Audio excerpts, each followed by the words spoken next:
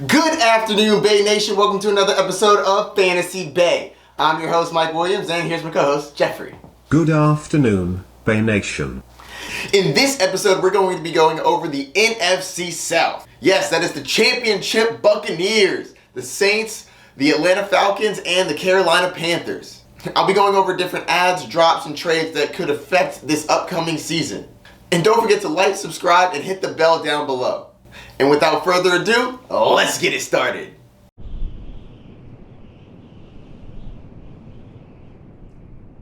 Up first, we have the New Orleans Saints. All right, Geoffrey, what's up first? Coaches. Yeah, there's no major coaching changes that we need to worry about, so keep it moving. Quarterbacks. The quarterback competition is over. Jameis Winston has won the starting job for week 1. He will be the quarterback moving forward. Now, I'm not saying that it's not going to change down the line, but as of right now, Jameis Winston is the quarterback for the Saints. It's definitely going to make the Bucs games a little more interesting for sure. I don't think that he is fantasy viable. He doesn't run with his legs, and I don't see him having the high yardage and touchdown totals that he had when he was with the Buccaneers. One of the reasons why he was so valuable in fantasy while he was with the Bucs is because he threw a lot of picks, which caused the team to be down, and then they needed to catch up. So he had to throw it downfield. He had to push it. So I think that he's going to be playing more of a conservative game this year under Sean Payton than he did under Bruce Arians. And I don't think that that lends to him being fantasy viable, and he doesn't run with his legs, so I don't see him being a good fantasy asset. Taysom Hill is not the starter now, but that doesn't mean that he's not the starter later on. If something does happen and Jameis Winston becomes the backup and Taysom takes the starting role, I do think Taysom will be more valuable. That being said, now that Jameis is the starting quarterback, I think this is going to help Alvin Kamara because they're going to be more dump-offs. And he's not going to take the rushing touchdowns away from Kamara because he's not the runner that Taysom Hill is. This is also going to help the receivers. Jameis Winston is a solid quarterback, and he had LASIK surgery, so I'm curious to see if this is going to help his accuracy because I think vision is an important part of being a quarterback. But what do I know? Keep it moving. Wide receivers. Michael Thomas is going through a bit of a situation at the moment. Apparently during the offseason, the Saints coaching staff tried to reach out to him and contact him about his ankle injury, but Michael Thomas went ghost. Didn't contact them back, answer the phone at all. The team wanted him to get his surgery at the beginning of the offseason. Michael Thomas thought he could get better with just rest and recuperation. Clearly that did not work. Unfortunately, he did not get better and required surgery close to the NFL season, meaning he's not going to be back on the field soon. For more updates on his injury, please check out the injury episode I have. All right, next we have the person that will be backing him up, Tre'Quan Smith, who's also dealing with a leg injury. I don't believe this is going to be as serious as Michael Thomas, but it is something we need to monitor. Marquez Callaway is looking like a solid late-round flyer due to necessity. We got a lot of people injured on this team, and they're going to need someone to throw it to, and it can't all go to Alvin Kamara. Next position. Running backs. Speaking of Alvin Kamara, I believe that they're going to lean on Alvin Kamara and Latavius Murray more this year, especially with Michael Thomas out for a couple weeks, and they have Jameis Winston or Taysom Hill. Either way, they're not Hall of Famer Drew Brees. So I do believe that Alvin Kamara gets leaned on a little more. I don't even know how he can have more targets, but he could get more targets. He'd be utilized more as a receiver. I definitely think Alvin Kamara is going to have an incredible year. Next position. Tight end. Adam Trautman was going to be coming into this year as a sleeper tight end. Michael Thomas is down, and Tre'Quan Smith is also dealing with an injury, so Adam Trautman was in line to get a solid role. But recently he was carted off the field, and I believe he's going to be down for a couple of weeks, so I think he's in danger for missing week 1. I'm going to have to keep monitoring this moving forward, but as of right now, during draft season, I don't think that he is a viable ad for drafts. Unfortunately. All right, let me give you a summary of what I think about all of these players in fantasy. Jameis Winston definitely isn't going to be fantasy viable this year. I don't see him throwing as many touchdowns as he did when he was with the Bucs. Hopefully he's not going to throw as many interceptions either, but he's not going to run it in as much as Taysom Hill, so Alvin Kamara won't lose the goal line rushes. I'm definitely not aiming for him in drafts, that's for sure.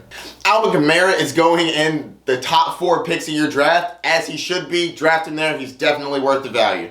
At wide receiver, let's talk about Michael Thomas. He is an absolute beast when he is on the field and healthy, but when's he going to be healthy? When the injury first happened, he was still being drafted pretty high, but as of now, he's dropped in ADP, and I actually think that it's viable to get him anywhere after you have your starters. After you have a couple running backs, a couple wide receivers, and a flex play, he's going to be your bench player. That's when I think you should grab Michael Thomas, because you don't want to have to rely on him because you don't know when he's going to be back. And when he is back, he's probably going to have to be eased in. So don't sacrifice one of your pieces you're going to use on a weekly basis so that you can have Michael Thomas. He's currently going in the 9th round in 10-team leagues. I actually think that's a solid spot for Michael Thomas. Because at the 9th round, you've pretty much solidified most of your starting roster. I definitely think he's a solid add with huge upside. Marquez Callaway, I think, is an interesting grab for one of your last picks of the draft. Same thing with Traquan Smith, one of the last picks of your draft. I think that you can grab him for upside. And then if he doesn't work out, just drop him. And for fantasy, I don't believe Adam Trautman is worth an add in your draft. Maybe once he comes back, see how he does with his rehab. But as of right now, I'm not trying to draft him. All right, Geoffrey, I think that's going to do it for this one. On to the next one. I'm on it, sir. Here we go.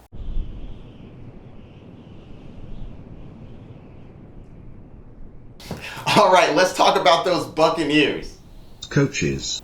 There are no coaching changes we need to go over. On to the next one. Quarterbacks. Apparently, Tom Brady was playing through a partially torn MCL all of last season. That's kind of crazy, considering how well he played and they won the Super Bowl.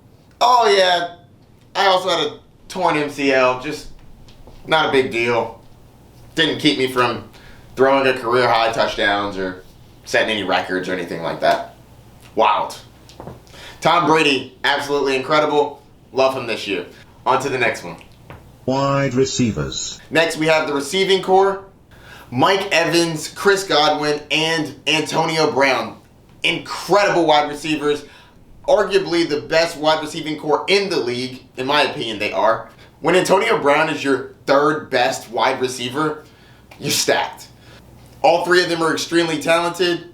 No real updates on them this offseason.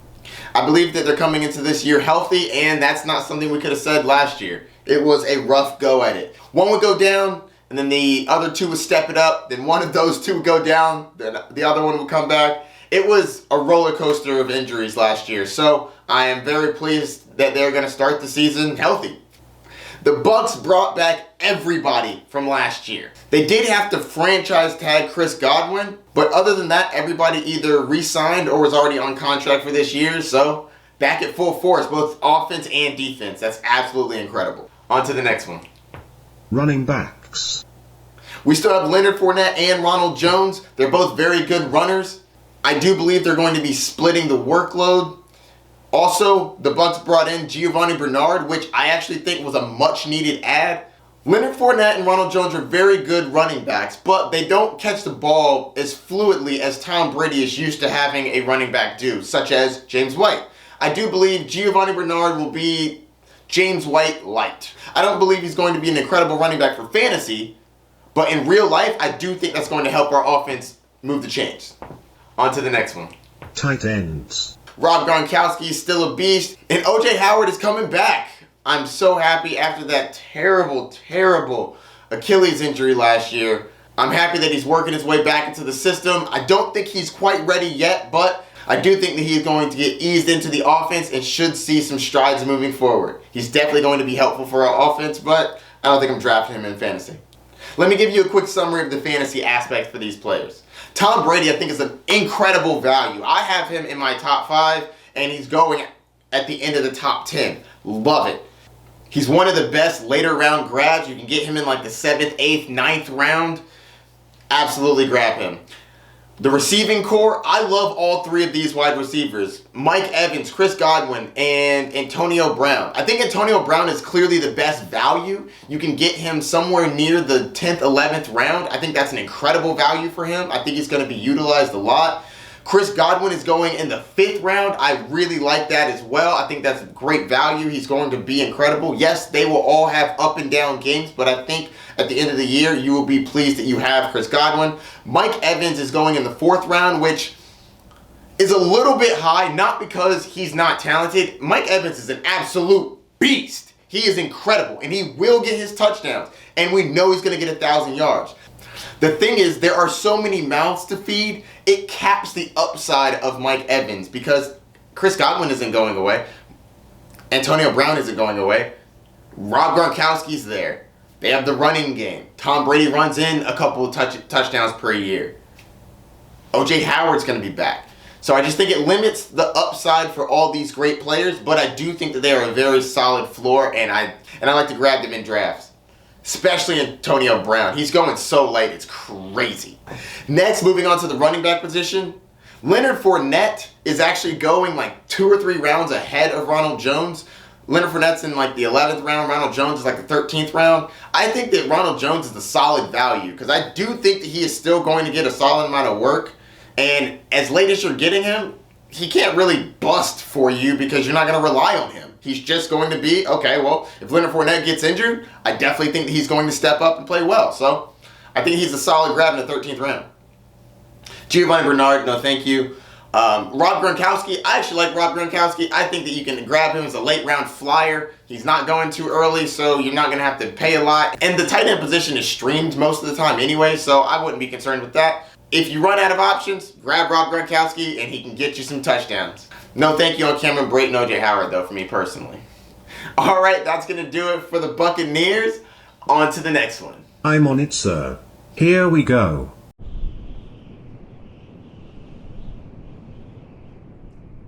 Up next, we have the Carolina Panthers. Let's get it started. Coaches. There are no coaching changes we need to go over. On to the next one. Quarterbacks. All right, for the Carolina Panthers, we had a couple of moves during the offseason. The Carolina Panthers traded Teddy Bridgewater to the Jets for Sam Darnold and a 6th-round pick. I really don't see this as much of a change. I wasn't drafting Teddy Bridgewater, not drafting Sam Darnold. Next. Wide receivers. I love the talent of DJ Moore and Robbie Anderson, but I'm not a big fan of the quarterback play, so it really takes away from the excitement I have for both of them. Sam Darnold has played with Robbie Anderson in the past, and they have had some success. I like that Robbie Anderson is going as more of a value than DJ Moore. DJ Moore is going in the late 5th, early 6th. I'm kind of on that. I'm not a big fan of my wide receivers not having a quarterback I can trust. Robbie Anderson is definitely the value out of the two. Also, Curtis Samuel and Mike Davis are no longer on the team. You would think that's going to make more receptions go towards the wide receivers, but Christian McCaffrey just came back and he's going to get 90 to 100 plus targets this year. So I don't think that's going to give a boost to Robbie Anderson and DJ Moore. Running backs. Moving on to the running back position, Christian McCaffrey is back and healthy. He's going to be the #1 overall pick this year, and that's exactly where you should grab him. Tight ends. Next, we have the tight end position, and I'm not really excited about any of them.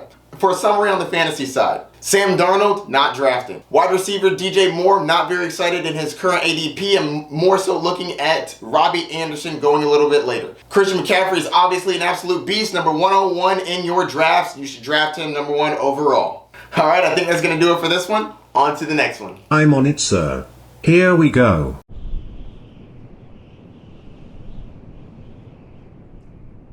Up next, we have the Atlanta Falcons.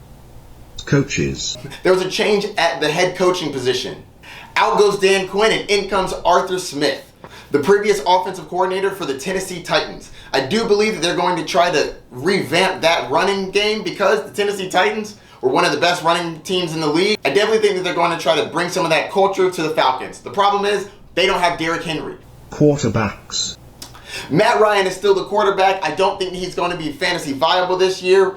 I do believe that the attempts will go down for Matt Ryan because of the new head coach, but I wasn't drafting him anyways. I don't believe that he's going to be a starter in most 10 to 12 team leagues. All right, Jeffrey, what's next? Wide receiver. Calvin Ridley had foot surgery during the offseason, but not to worry, he's all healed up. To quote him, he said, "It's totally fixed." That's excellent news because I was really looking forward to drafting him this year, and that would have really sucked. For more information about injuries, don't forget to check out my injury report video. Julio Jones is gone. Calvin Ridley is the new #1 wide receiver for the Atlanta Falcons. The Falcons love to throw the ball. Yes, I know they got a new head coach, but I still think Calvin Ridley is going to demand targets. Calvin Ridley is an absolute beast. Unlike Julio Jones, Calvin Ridley has been able to score touchdowns with Matt Ryan, and I think that continues. I actually think that Calvin Ridley has a breakout year. He's going to be absolutely incredible, and he's going in the late second round. What? Grab him every time you can, anywhere around that. He is going to be one of the best wide receivers this year. I cannot wait to draft him. He's incredibly talented. Also, Russell Gage is a pretty good wide receiver as well. I definitely think that he's worth a late round flyer. He had some good games last year with Julio Jones out. Now Julio Jones is permanently gone, and I think that he's going to play well. Running backs. Mike Davis has come in from Carolina, and I do think he's going to be the starting running back. I think he's going in as a value right now, and I like him in drafts. They also have Quandre Olison. He is going to be the backup running back. It's going to be him and Foreman battling out for the running back too, but I think Mike Davis has the stranglehold on the starting running back position. Tight ends.